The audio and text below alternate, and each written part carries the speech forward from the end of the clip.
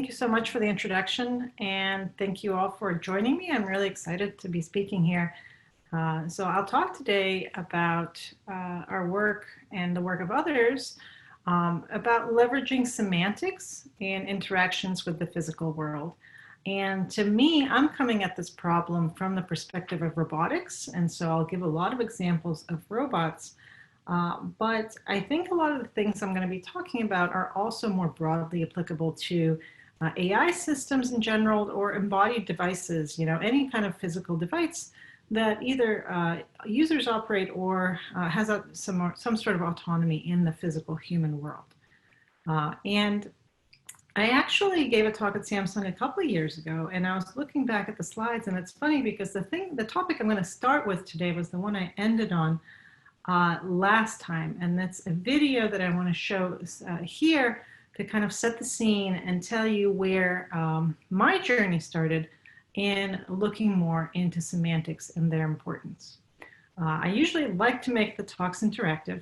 I don't think it's going to work here because I can't actually see your questions in real time. So unfortunately, I'll try to present this, as best I can in a streamlined way, and then we can come back to various topics with your questions.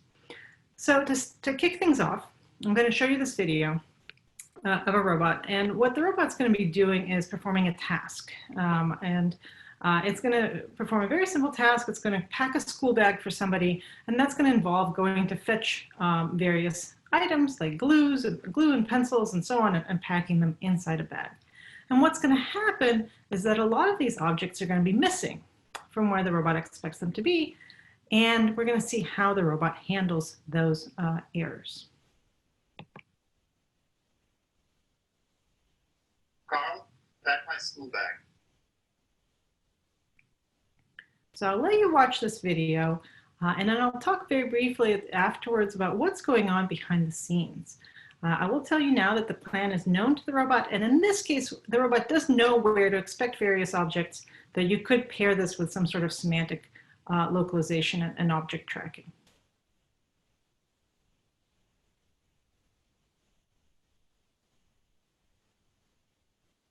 I couldn't find glue. Can I substitute tape? Yes, go ahead.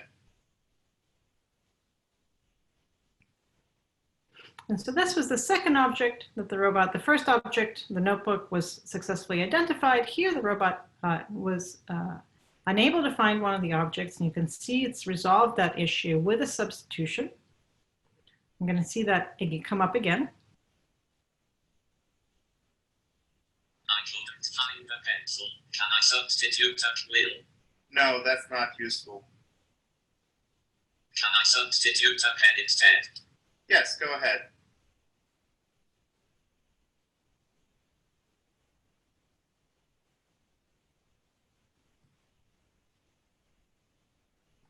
All right, and the robot is going to proceed like this. There's a couple more examples, but for the sake of time, I'm going to go ahead and skip forward. And as you've seen here, the robot has been able to correct itself, or find ways to fix its task when various objects are missing. So how does that happen?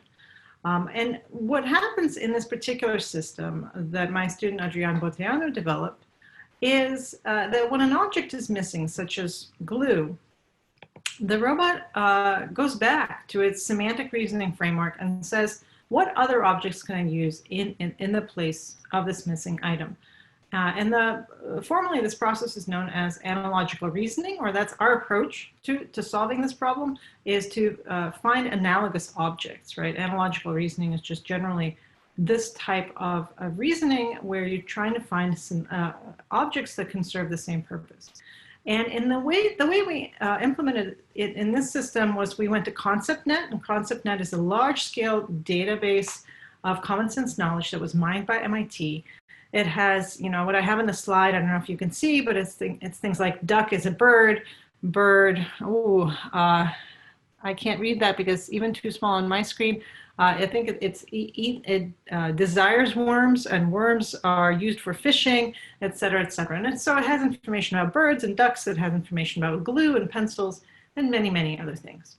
And so given two words, such as glue and school bag, we're able to find paths between those two nodes. And the paths can look differently for different words, right? They could look like this on the left, or they could look like this on the right, but that you get neighborhoods of differently interconnected nodes of what are the relations that connect various concepts. And when you're considering analogous objects, let's say your missing object is this object A, and you're looking for how it relates to this object C. You can also look for other objects such as X that have a similar relationship, right? In terms of what properties they have, what they're used for, what type of object they are, and so on. And so this is where we, in this case, get our substitutions. Now, in the case of pencil, that's a really interesting example because as you saw in the video, the robot said quill. That was its first suggestion. You get a ranked list of what would be best. Now, the issue is that ConceptNet is an absolutely abstract general purpose AI database. It's gigabytes and gigabytes of data. And so there's nothing there that tells us that quills are a little bit out of date as far as writing implements. And so here, that's kind of why we have this interaction with the human to tell the robot, no, quills are not desired, pens were okay. And through repeated interactions, the robot could learn to rank these objects more effectively. There's other things we've thought of, things like going to Amazon search and seeing how often people look for quills versus pens and things like that. So there's lots of little tricks you can play. But this was a kind of a part of the demo to show off some of the pitfalls of this kind of reasoning. But like I said, this is my kind of intro to show you how this was the first project, how I came to semantics. And stepping back or stepping all the way up for a system like a robot or any embodied system operating in the real world, there are kind of a few core components. There's some sort of perception of the world, localization, if it's a mobile device, task planning, and the execution of actions from that plan. And what you just saw was an example of taking a completely abstract general purpose semantic knowledge base and using it to improve the performance of task planning, right? But as I said, using a general purpose knowledge base like ConceptNet, very noisy, very, has just as much data about things we don't care about as what we do care about.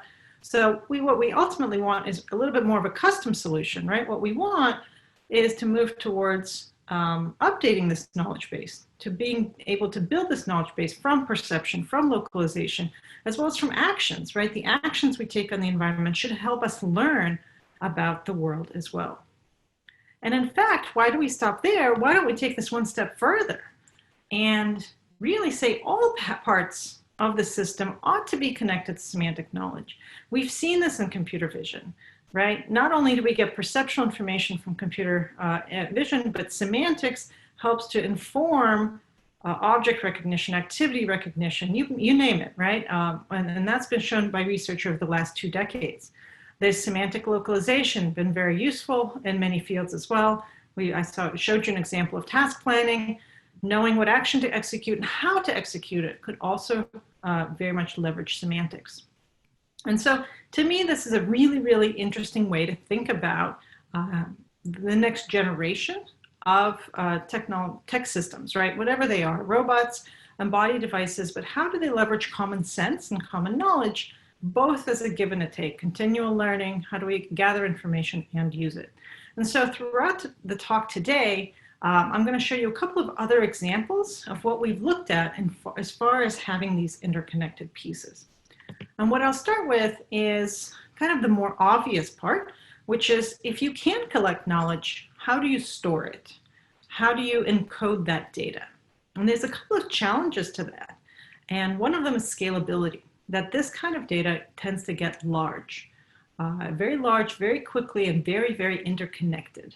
Because something like a cup, a very, very simple component, and actually a very simple word and concept. First of all, there's many senses for the word cup, everything from an event, think about the World Cup, right? Everything from a soccer championship to the thing that we drink from. And then, even if you disambiguate those, we have cups in restaurants, we have cups in homes, they come in different rooms, they come in different sizes. My kids have a cup next to the sink for brushing their teeth, but I wouldn't put a china cup in the bathroom because then it could break. You know, there's all kinds of really rich semantic knowledge that we can think about.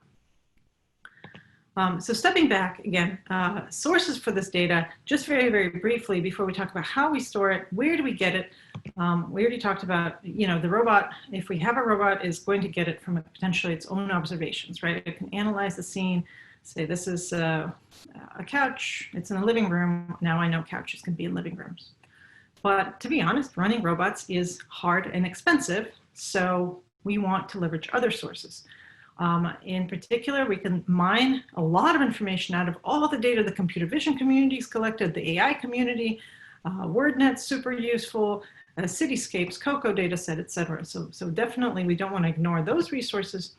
And increasingly, there's a lot of these simulation environments, these highly photorealistic, interactive, both data sets and environments, AI to SOAR, Habitat, all the Matterport data, and so on. And so those are also really rich resources for the type of information we would like to know.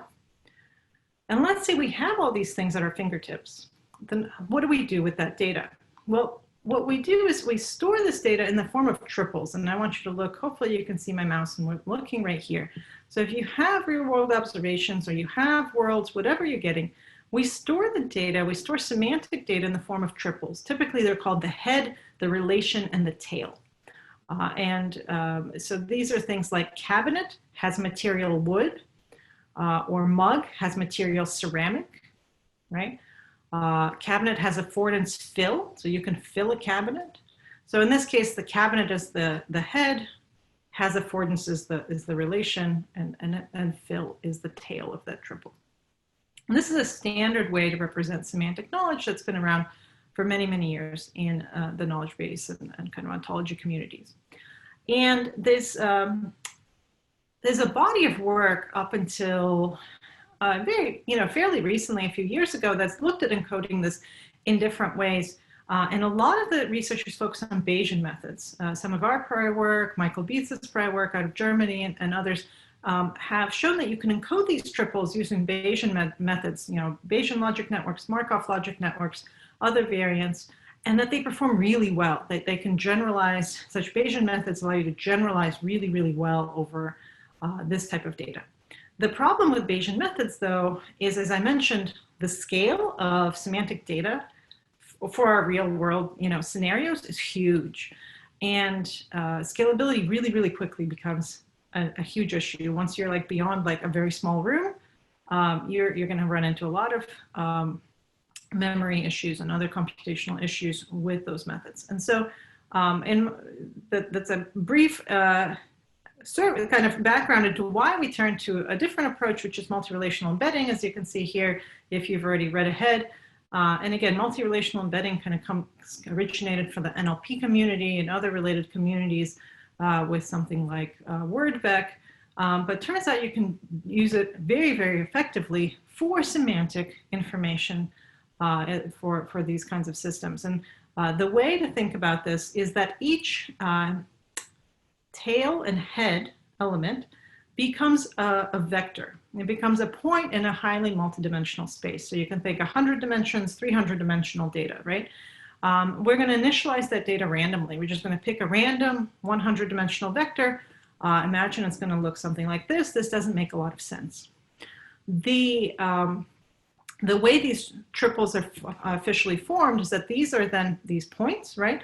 But the relations between them, like has material, is has affordance, these become vectors that constrain the position of these points in this multidimensional space. And when you train this model, in the work that's cited here by Angel Daruna, we use a technique called analogy, but you can use TransZ or one of the other methods. What those models do is that they, over a set of training set, they're able to find an embedding, a multi-relational embedding, right, for all those vectors, for all those data points that end up clustering objects of similar types. So this might be all the nouns, kind of all the objects. This might be locations. This might be characteristics or affordances or something like that, right? And it's really, really interesting to look more deeply into these kinds of embeddings. You get things like hypernym trees getting embedded. So you can say mug is a vessel. So again, you start with mug, you apply a vector offset, and you get to vessel, and then you do it again. You say vessel is a, and it's an entity or whatever. You can have multiple jumps. And we get that kind of thing from WordNet data in particular, but you can get it from other places as well. And so this is a really interesting way to embed semantic data at scale, right? We're going to mine it from all these resources. We're going to now be able to reason about it at a huge scale, thousands and thousands of examples and data types. But one challenge is that robotic data typically comes at you incrementally. The robot, as it's operating in the space, will discover new things. And the techniques I've mentioned, like TransE, are all batch learning. And the paper I'm citing here at ICRA 2019 for a technique that we developed called RoboC is all batch. So you're going to have to collect all your data and run this training all at once. But like I mentioned, once you do this, you collect the data, you get the triples from the data, you build this model, and then your robot finds a new thing, right? You told it about cups, you told it about bowls, you told it about apples, but it had never seen a mug, and it had never encountered the word mug, and now it has encountered that. Well, what do you do? So one option is to run your batch training all over again. It's a little bit expensive. And so the nice thing with the fact that you're dealing with semantic data is it all has meaning, right? This is not random words. They all have meaning that's very interpretable. And one of the things we've looked at more recently is incremental initialization of semantic data. So how do you not retrain from scratch, but embed this data in an intelligent way within this, again, very, very multidimensional space. And there's a couple of different ways you can do that. You can look at the term mug and its relation to other similar things like cups and bowls and try to put it near those things, and that works pretty well. The alternative is to look at relational similarity. Maybe you saw, the robot saw somebody drink from a mug and says, huh, you can drink from a mug. You can also drink from cups. They must go together, right? You can also combine these two types of reasoning as well. And what we find if we do that is that as you initialize using semantics, you end up with better long-term performance as data is incrementally added than with kind of these baseline models that don't consider semantics. And here, OOKB is just out of knowledge base. It's just the term for new data that hasn't been trained on in the past. One thing you do see with this approach is that performance will drop as you add data to the embedding. And this is expected. You're corrupting the embedding slowly, right, by adding things that don't quite fit. And so at some point you do want to retrain. And there's a whole field of continual learning that's looking at this problem in other domains.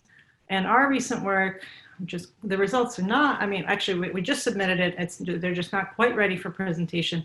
But we looked at a lot of the techniques from continual learning, adapted them to this domain of embedding, and have shown that there's some really interesting results about when you should use which technique, depending on the constraints of the robot and its situation and what's available for training. So this is kind of very much heading in the direction of continual learning for multi-relational embedding. Okay. Coming back up, right? So we talked a little bit now about how do we represent semantic knowledge, and we now have a technique for storing it at scale. We can now store lots and lots of data, be able to perform generalization back, know about all kinds of things that the robot needs to know. And so I want to jump in and talk at a little bit more detail about one particular application. So before we talked about using semantic data for task planning, and now I want to give you one example, very concrete, about our recent work on using semantic knowledge for action execution. Okay, and I'm going to talk about that in the context of robot grasping, which is, a hugely well-studied area, many, decades of work at this point, and I have to say we're doing pretty well on robot grasping. It's still, it's not solved, and I'll show a video showing that it remains a challenge. But if you look at a lot of recent research, obviously we're able to perform successful grasps. There's this very famous arm farm from Sergey Levine's paper from 2016 on the bottom out of Google, and this is a video is one of our robots just grabbing things away. But the problem with a lot of this prior work is it's really focused on what's called stable grasping. And all that means is you're trying to grab something and not drop it. And that's great. That is absolutely the first step of grasping, is being able to make a stable grasp. You can't really go further without that. But now that we can do that, the question is, how do we grasp more intelligently? Okay. And just to show, this is kind of, before I jump into the semantic part, this is a quick motivational video saying, I'm not saying all of grasping is done. This is a video from the ICRA competition from last year. So this is the flagship robotics conference. This is our robot performing the Fetch Mobile Manipulation Challenge. So 45 minutes, uninterrupted, no interventions, performing pick and place, fetching objects. We ended up winning this challenge, but there's no semantics here. This is really like, can I pick it up without dropping it? And the fact that there's, a significant prize for this event and that it's happening at a major conference, communicates that this remains a very, very challenging problem today. So it's not all about semantics, but I do think that that's kind of the next exciting bit. And so I'll talk about CAGE, ContextAware Grasping Engine, which is the work of Wei-Yu Liu and Angel Daruna. And it just came out 2 months ago at ICRA. And so the motivation there, I've already said that, stable grasping is great. It's the first step. But when we as humans grab things, we grab differently depending on what we're going to do. Are we going to write with this pen, or are we going to hand it to somebody? It's a different grasp. Are you going to drink with that cup, or are you going to hand it to somebody? Are you going to pour it out? Are you going to wash it? And so depending on what you're going to do, what the cup is like, is it hot, cold, dirty, clean, right? We're going to hold it differently. And the purpose of this work and the whole subfield of semantic grasping is to enable robots to do that. This is sometimes called task-oriented grasping. All right, and so we're not the first to look at this. There's prior work on this. I'll say a little bit about how our approach differs before I jump into the details. But prior work, there's kind of two flavors of it. One is focused on low-level features and more like end-to-end learning type things. And they really focus on small visual features, but you can see it from the picture that even items in very, very similar categories, let's say take these bottles, the tops of the bottles visually are very, very different. And that means that this kind of low-level feature-based approach to thinking about objects and what they can be used for and where to grab them is really, really hard to train when your data has this much diversity. Right? It means you really need a lot of data, and it's very difficult to generalize to objects you've never seen before, which is a huge, huge thing we want to do, right? We want the robot not to just pick up the cup that it's seen, but all cups and mugs and teacups and whatever else, right? So that's kind of one of the limitations of prior work. Other work has looked at rules, and these are very, very general rules, and they're really easy to state. So from one perspective, they're very, very desirable, right? If you're going to be lifting something, you have a spatula and you're going to lift something using it, then you should grab by the handle. That's very straightforward and makes a lot of sense. If you're going to be handing over the spatula to somebody else, then you should probably avoid grabbing the handle because they probably want to. That makes a lot of sense, right?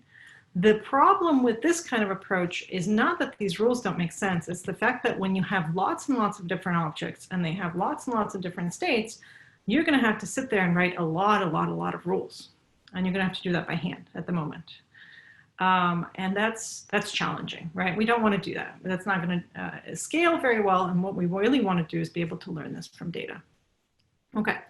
And so CAGE kind of tries to address both these issues and have its own approach to semantic grasping. And so what we do is develop this semantic representation about the context of the object we're dealing with in terms of its affordances, its material, its object state, the task that is being performed, and we use that to help inform how to grasp. And we learn that all from data. So we're not sitting there writing out rules. And one of the things that helps us do that is that we've built a really large data set, the largest to date. It's a semantic grasping data set consisting of 14,000 grasps and examples. And it's also more diverse than most prior work. 44 objects, 7 tasks, and 6 different object states.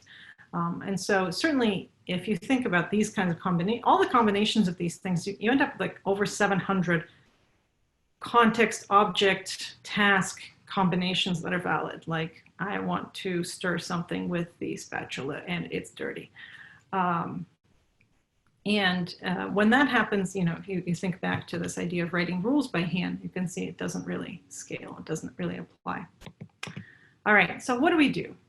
Let me talk about this word context and what it means. We get 2 pieces of data kind of for free. One is what our task is, like I'm going to scoop, I'm going to hand something over. We assume that's coming from the task description of some sort or from the user. We're not detecting it like in any automatic way. We are also cheating slightly in one way. I always like to tell you which way I'm cheating, because I feel like most research projects are cutting corners somewhere in order to focus on the critical pieces that they're interested in. And in this case, we are cheating by not detecting the state of the object, whether it's hot, cold, dirty, clean. We assume someone's told this for now for free. There's some really nice computer vision techniques that can tell us the dirty, clean part. Hot, cold will be a little harder, okay? But that's where we are. So those are the 2 pieces of information we kind of assume we know. Everything else we get for ourselves. And so this includes the point cloud data, so that we sense the objects. We don't have pre-existing scanned 3D models or anything. We just rely on point cloud data from the robot's camera. And the really cool thing we do is we detect the material of the object. And to do that, we're using a spectrometer, which is this little handheld device. You'll see it in a video later just so you can see how it's used. And the robot holds it and presses that white button, and it gets back a reading.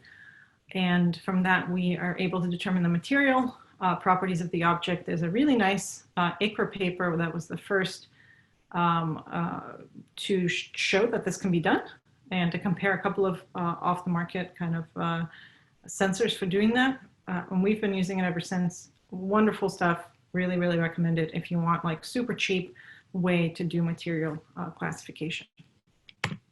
Okay, so things that we encode to tell us how to grab something. We have the task that we're doing. What's the state of the object? So here we have a scoop. It's empty. We get to know what the object is from object recognition. That's automatic. We look at it with the camera. That tells us what it is. And we also segment the object into parts. We're using some off-the-shelf code for that. And it's cited down here at the bottom. And the object parts are then labeled as support and grasp. These tends to be the 2 labels. I'll show you a little bit more info on that on the next slide. But what we found is that, well, yeah, hold on. Let me show that. And I'll show you that in a second. So now we know the object spatula, that the object is a spatula, task was scooping, state was empty, the object is a spatula, and that it has affordance, that it can be graspable because it has a grasp part, and it has some sort of support part. Okay, let me tell you a little bit about our segmentation. Over the years, in the literature, there have been many ways proposed for segmenting objects. For example, here's on the bottom, you could segment all kinds of containers by looking at their opening, their middle, and their base, and then maybe a handle, right? And it's still a little unclear which is the one best way to abstract and segment objects and to think about their parts. The one we've chosen is the one on the top. And because we found in our experiments that it's the one that's giving us more generalization ability. For example, even let's say you only trained on this type of shape. If this is what you saw and segmented, you would be able to generalize, right? This is the contain part. This is the handle, right? This is the wide grasp part, and so on. What we found is by looking at the functionality, not so much the geometry and placement, but the functionality of different parts, And having those labels helped our algorithm generalize in a better way. But I'm not claiming that this is the one and only way to do this. Okay. All right, that's just an example. Oh, here's more examples of generalization. Look at all these containers. All the tops are labeled contain. You can really, it really abstracts away the differences between these objects, especially if you were just relying on vision. That would be so hard. And really, if you think about just these segmented parts, look how similar they are. And that really, really helps the algorithm. Okay, so that's where we're at so far. One more thing we need, which is the material. Here's the video of the robot using the spectrometer. It's that fast. I might as well play it again for you. Here it is. When the robot scans that object, it's going to get back a vector of values. I don't remember the number, 103, 300, I think it's like 130 dimensional data, something like that. You could throw that through something like an LSTM, get a classification for the material. Why does the material matter? Because for certain tasks, knowing the material can change how you grasp something. So one example that's currently on the slide, if you are grabbing a knife, you need to hand it to somebody, you really should be careful about grabbing a metal knife by the blade, but it's not a big deal if the knife is entirely plastic. So that's one little example. Okay. All right. Last but not least, the grasps themselves. What we do, we use off-the-shelf stable grasp sampler. We use Rob Platt's. I'm blanking out on the name. We use it a lot. It's wonderful. Rob Platt's work on stable grasping out of Northeastern. His code and his students' code, Andreas, it results in a bunch of grasps over the object about where a stable grasp could be found. Remember, stable doesn't carry any semantic information. So we, for each of these grasps, associate each of them with a bunch of semantics. That's the context, right? This is going to be a plastic part. It's part of the support portion of the object, right? It's a grasp associated with the support. And so given all this information, we then rank the grasps and figure out which one we should take. So what we use for that is something called the wide and deep model. And so all of this data serves as the input into this model. So X represents the state, right, in the context. And what we're trying to learn is probability of Y given X, where Y is the suitability of grasp X so that we can rank them, okay? And this wide and deep model, which I'll tell you a little bit more about, you can go read about it as well, was introduced by Google a few years ago and was originally designed for recommender systems. But what they found is that it's basically a combination of two models, one designed for memorization and the other designed for generalization. And if you combine them, you kind of get the best of both worlds. And a little bit more detail, the wide component is basically a linear model with a wide set of cross-product feature transformations. And what it does is it captures how the co-occurrence of various input features correlates with the target label. And so it's a much more simple, it's a fairly simple model. It's going to learn things like you should avoid grasping contained part of a cup if you're going to be pouring. Okay. The deep component is responsible for then unifying all the previously seen and new concepts and can help generalize. For example, you want to generalize to the fact that you should avoid grasps grabbing the opening of a bottle as well when pouring. Sorry, I said that wrong.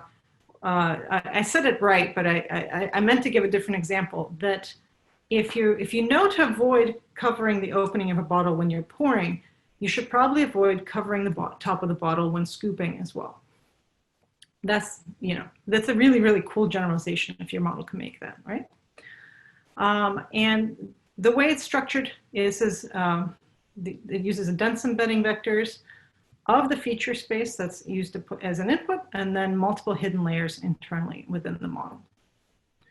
And when you combine them, basically combine them in a fairly straightforward way. What it does is try to predict the suitability of each grasp in all the situations that you present to it. It does so by ranking the grasps. So you end up with a value, suitability value for each grasp, and then the one with the highest suitability will be attempted. So here, this is the running example we've been working on. We want to scoop. We have an empty spatula, and it has two parts, a support and a grasp, and it's made out of plastic. And this is what the system decides is the best grasp for scooping using that spatula, which is quite reasonable. Okay, and we tested this on our brand new data set with all these different objects. I'll show you in a second that there's a training set and a test set, but there's roughly 700 different contexts here, which is a lot, right? Remember, context is this combination of classes, materials, tasks, and states, kind of all the various permutations of those. That makes sense. And we compared our approach to some others. Context agnostic, this is actually the citation number one, is just a stable grasp that comes out of Rob Platt's group. That's just, you ignore context, you just grab it. And then there's two semantic baselines, one based on classification of visual features, which is the first related work I mentioned, kind of looking at just the visual features themselves.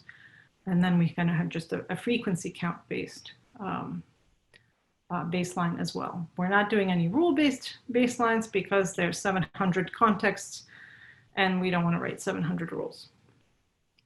All right, and then we're going to report average precision. We're going to train on 70% of the data, and then 30% is going to be completely withheld. This it includes kind of combinations that the robot has never seen. And what we find when we evaluate this is that our approach, which is CAGE, Context-Aware Grasping Engine, really significant, this is like statistical significance, outperforms all the other methods in terms of selecting the right grasp. And that's really interesting because just blindly grasping, this is, I just don't want to drop it. I want to grab it, but not drop it. This is, 57%. That's what we're getting. And because of the way our objects are, the types of objects we have, something like a spatula, you kind of, if it has one region that's suitable and one that's not, you kind of have a 50-50 chance almost of getting the right grasp anyway. So that's where that value comes in. All right, and one other thing we looked at in the results was we did an ablation study to see, because this is the first time this wide and deep model has been used for this kind of work. We wanted to see, are all parts of it useful? And so we cut out the deep part, we cut up the wide part, just to see. Turns out, yep, they're both doing something. So cutting either one drops performance. And then we also performed ablation studies, cutting away some of our context, just to see if there's maybe material is not being really used, maybe the segmentation is not being really used. And again, every time we take something away, we get a drop in performance. And what that really means is that this model is using every bit of information that we give it. And that's really interesting. It really highlights that more context is just, we should be feeding our models more context about the world if we can get it. Let me show you a quick video. We did 32 of the withheld contexts. We also ran on a physical robot. I'll have to run and pause this once in a while. It goes pretty quickly. But what you'll see is kind of a side-by-side, same object in this case, right? And what's showing here is same object, and what task you're going to perform is going to influence the selection of the grasp, right? So here, this is a pan, same pan. Both times it's empty, but you want to either scoop with it or hand over it with it. There we go. And again, the robot's never seen this object in this context before, but it's able to generalize, which is super cool. Let's see another example here. This is a cup, both sides. You're going to hand it over both times. But on the left, this cup is hot. and on the right, it's empty. These are not opposites, but they're different. We actually crowdsourced some of the grasps, and this is what appears suitable, right? So it's empty. You can go ahead and stick the gripper into the middle of the cup. If it's hot, you're going to still grab the handle so you don't burn yourself. Whether that applies to robot grippers, such as burns, I don't know, but that's what we taught the model. So it's fun to see that it learned that. All right, generalization within an object class. So again, we're going to hand over a hot object, hand over an empty object. This is an object it's never seen before. You see different grasps. You're going to stab or poke somebody. Never seen how to stab or poke somebody with a pot before, but I'm going to actually show that one again. It's pretty fun, and we're going to get there very quickly. But generalization across, I didn't really get into our full analysis of results. You can go back to the paper if you want to see it. But we actually have tests where we don't even show an entire class of objects. They've never seen a cooking pan, cooking pot, we've taken all the cooking pots out of the training set. And so here, it's never seen this object class, and certainly has never seen how to poke somebody with it, but it's seen how to poke people with ladles, and it's going to generalize to that idea, which is pretty fun. So, big takeaway here is that semantic grasping, is super cool. I hope you like it. I hope I get more people excited about this topic in general. But the really, underlying story here is that it really benefits from considering really broader sense of context. I think that's the main thing that our work does differently from a lot of other work, is that we're looking at so many different types and flavors of context to really, really address the relevance of how you grab something. And I think that's really, really important. All right, so I just have a couple minutes before, and I want to leave time for questions. So let me wrap it up with a really, really big picture of what I think is exciting about this field and what's coming next. And there's really 4 things I want to emphasize. One is that we need better and better semantic understanding. And there's some really, really cool work coming out about this. This is work by Park et al. They're out of University of Washington, and also I think the Allen Institute folks are on this paper. And you can kind of look at the picture and get the idea of what they're going for. But this is, from a still image, getting this much semantic context is amazing. And how do we take something like this and take it to interactive systems that go around, don't just look at images on the web, but really come around and interact with the real world and operate in real environments? That would be amazing, right? In parallel with that, we need improved models for data representation. I talked about multi-relational embedding. That works, 2 years old. This Allen paper, Park et al. Paper, talks about their own representation. I think this very, very active area of research. Exactly how do you represent data? And the issue is that the more data you have and the more modalities you want to think about, the harder it is to get it all into a single representation that really talks well, plays well with each other. We need improved action understanding. Understanding and execution, whatever you want to call it. Now, I'm pulling out an example of Kunze, and it's a PhD thesis, I believe, from 2014 out in Germany. I just thought it was really cool because they answer things like, what happens if a robot/human pours the pancake mix too close to the edge of the pancake maker, right? And so his thesis was all about physics and kind of giving robots the ability to reason about basic primitive physics about the world. And we need more work like that. We need more work about both the semantics, the physics of the world, really understanding what the implications of various actions are. And last but not least, we need improved explainability in this whole concept of explainable AI.